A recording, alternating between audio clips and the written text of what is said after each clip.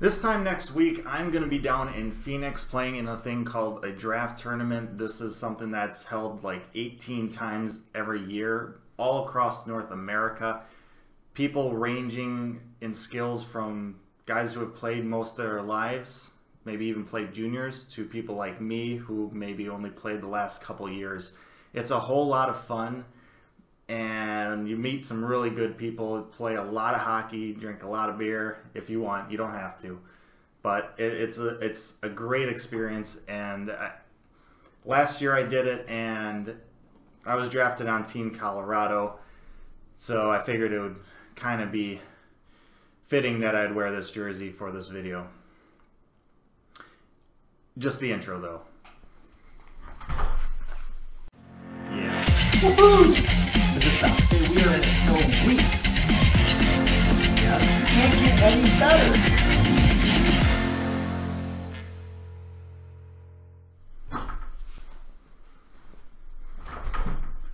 Hello, welcome to Hawks Recap. Hawks lose game number 12 of the season to the Colorado Avalanche by a score of 6-3.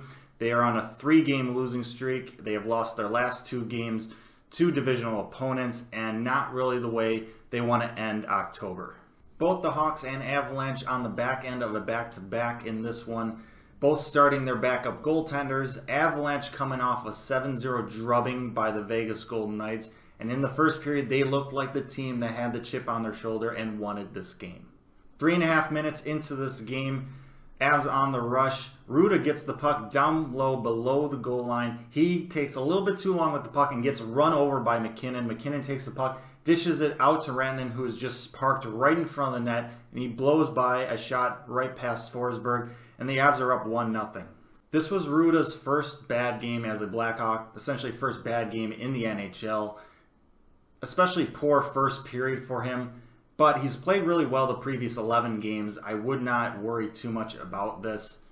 Everyone kind of has a bad game. On the flip side, the Avalanche loaded up on their first line with Landeskog, their captain, McKinnon, and Rantanen. And that line took over in this game. Landeskog, the leader on the team. McKinnon, a guy who trains in the offseason with Crosby. Very good player with a heavy shot and can be physical if he wants to be. And then Rantanen, who is a very good young player with a lot of talent and is also 6'4", by the way.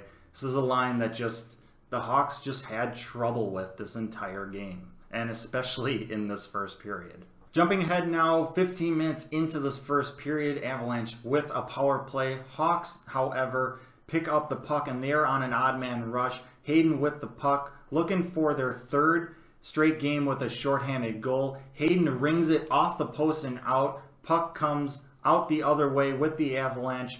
3-on-2 odd man rush there. Drop pass to McKinnon. McKinnon snipes it past Forsberg, and just like that, Avalanche up 2-0.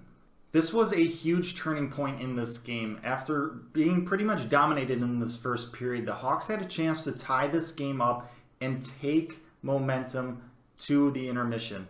But instead, they don't get the puck luck. Avalanche capitalize on it, and it just seemed to demoralize the team a bit. And if that wasn't bad enough, less than 4 seconds left in the period, Avalanche on a power play once again. The puck kind of squeaks through Forsberg. Keith clears it off the goal line, but Rantanen throws it back at the crease. It hits off Forsberg and in, and the Avalanche go up by 3 goals right at the end of the first period. Now, unlike the first 2 goals, that one was one that Forsberg should have had. Remember at the beginning of the season when I kept harping that you can't win a game in the first period, but you can certainly lose it? That was kind of case in point these past 2 games. Against Nashville, Hawks dominated the first period, only up 1 goal though. They certainly didn't win the game in the first period. They didn't win the game in any period for that matter. But in this one, the Hawks kind of lost it in this first period. With that said, 3-goal deficits with 2 periods left to play is definitely not insurmountable. However, giving up a goal less than 3 minutes into the second period definitely does not help those chances. Landeskog and McKinnon on a 2-on-1 rush going towards the Blackhawks net. Landeskog puts a shot on Forsberg. Forsberg does a great job to make the save, but gives up a little bit of a rebound. Landeskog taps it over to McKinnon. Sharp kind of overskates it, and McKinnon is able to pot that one in. and it is now a 4-0 lead for the Avalanche. Not the way you want to start a second period, not the way you want to try and get back into this game. McKinnon gets his second goal of the game to match Rantanen's 2 goals that he already has. About 4 minutes after that, Avalanche win an offensive zone draw very cleanly, run a set play off of it, beautifully executed. Hawks defensive coverage nowhere to be found, and Andrighetto snipes it past Forsberg to put the Avalanche up 5-0, and Forsberg's night is done. Forsberg was obviously not on his game in this one. However, he really didn't have much of a chance on 3 of the 5 goals he gave up. So he gets pulled, Crawford comes in, and the Hawks are just looking for some sort of spark here. About a minute later, Kempny puts a shot on goal from the point. Schmaltz with a great redirection gets it past Bernier, and the Hawks get their first goal of the game. And even though it may be a little too late, it's at least something. Now a little bit under 6 minutes left in the second period. Anisimov and Sharp on a 2-on-1 odd man rush coming in. Anisimov looks off Sharp and snipes it past Bernier. And look at that. The Hawks have cut the lead down to 3 goals. All right, maybe we have something here. Maybe we can work some magic and get a little bit of a comeback going. 3 goals down is not where you want to be with 1 period left to play, but 20 minutes is still a lot of hockey. If you can score a goal early in this third period before the 10-minute mark, and then score another one before the 5-minute mark, then you have a 1-goal deficit with 5 minutes to play where you can pull the goalie, get a 6th skater on, and make that final push to tie this game. It's a surmountable deficit. It can happen. About 8.5 minutes into the third period, Avalanche with the puck in the offensive zone. Great puck movement by them, has the Hawks defense kind of scrambling. Johnson puts a puck on net from the point. Grimaldi tips it in past Crawford, and any chance of a comeback was pretty much killed right there.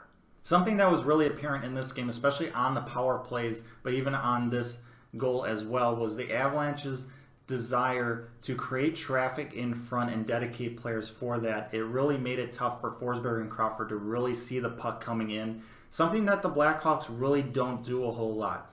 On the Blackhawks power plays, they have 2 guys kind of off to the side looking for rebounds, but they don't really make it hard for the goaltenders to see that initial shot. With the Hawks struggling to score here, I'd like to see them create more traffic in front, create more screens, and just create more havoc in front of our opponent's goaltenders.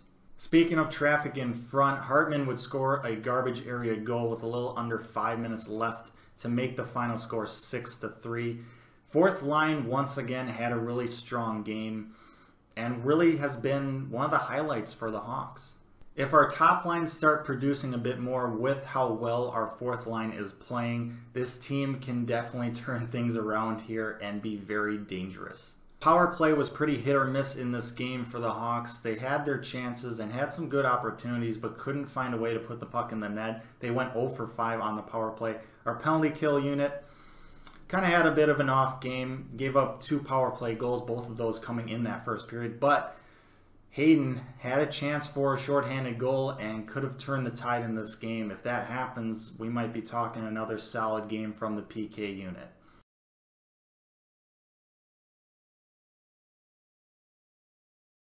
So basically, while editing, I just found out that my mic completely turned off there for some random reason.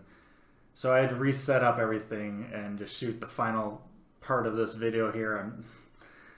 It's what the delay has been so far getting this out, and I apologize for that. But basically what I was saying is that nobody wants to be on a 3-game losing streak right now, or at any point in this season. But if I had to pick a time when the Hawks went into a slump, I would pick the early part of the season rather than the end, for obvious reasons. Even though winning games in October, November, December are important, you need to be playing your best game in March, April, May, and June.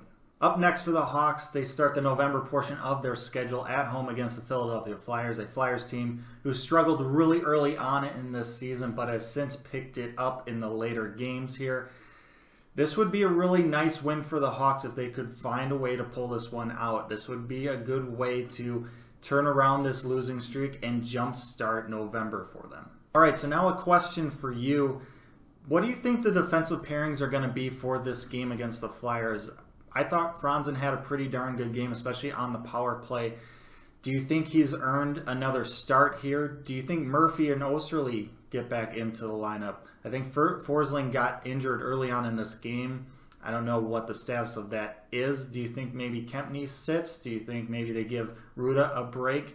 Let me know in the comments down below, what do you see for the defense in this next game? And with that, I say thank you so much for watching this episode of Hawks Recap. I really hope you enjoyed it. At least I hope you enjoyed it more than the result of this game. Sorry about the technical difficulties here. Give me crap about that in the comments below. I will also put a link to the draft tournaments down in the description if you want to check that out. Like, share, subscribe, do those YouTubey things if you want to. But most importantly, stay safe, make good decisions, and I'll see you next time.